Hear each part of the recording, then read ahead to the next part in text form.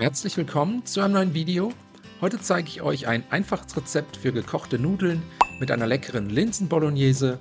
Dafür bereiten wir zunächst das Gemüse vor. Als erstes eine große Zwiebel sowie 2 bis 3 Knoblauchzehen abziehen und fein hacken. Dann habe ich hier ca. 250 Gramm Suppengemüse, bestehend aus einem kleinen Stück Sellerie, einfach in feine Würfel schneiden. Außerdem eine mittelgroße Möhre, ebenfalls in feine Würfel schneiden und zum Schluss noch ein kleines Stückchen Lauch längs vierteln und dann fein hacken. Wenn das erledigt ist, eine große Pfanne mit einem guten Schuss Öl erhitzen, das vorbereitete Gemüse in die Pfanne geben und jetzt unter gelegentlichem Wenden für 3 bis 4 Minuten bei mittlerer Hitze glasig darin anschwitzen.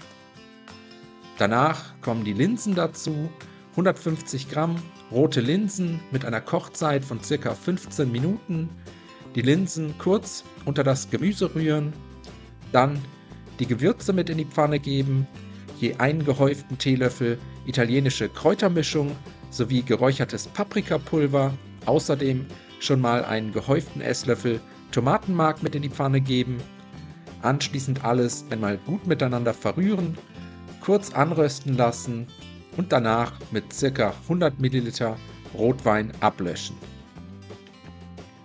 Den Wein unter Rühren nahezu komplett verkochen lassen und wenn das erledigt ist, kommen die restlichen Zutaten für die Soße dazu.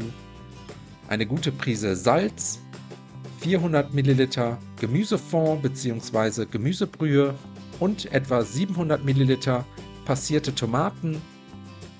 Alles einmal gut miteinander verrühren, die Linsen-Tomatensoße zum Kochen bringen und dann für ca. 15 Minuten mit geschlossenem Deckel bei mittlerer Hitze köcheln lassen, so lange bis die Linsen gar sind.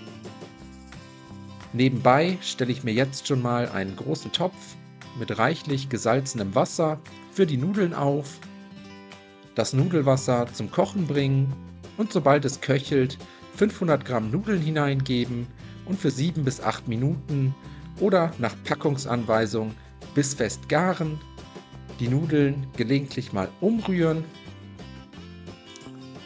und nach etwa 15 Minuten sollte unsere Linsen-Bolognese fertig sein. Jetzt schmecken wir sie noch mit einem guten Schuss Balsamico-Essig sowie Sojasauce, einem Esslöffel Zuckerrübensirup und frisch gemahlenem Pfeffer ab. Ein letztes Mal gut umrühren und so können wir die Linsen-Bolognese servieren. Zum Schluss die fertige Pasta noch über einem Nudelsieb abgießen, kurz abtropfen lassen und dann können wir anrichten.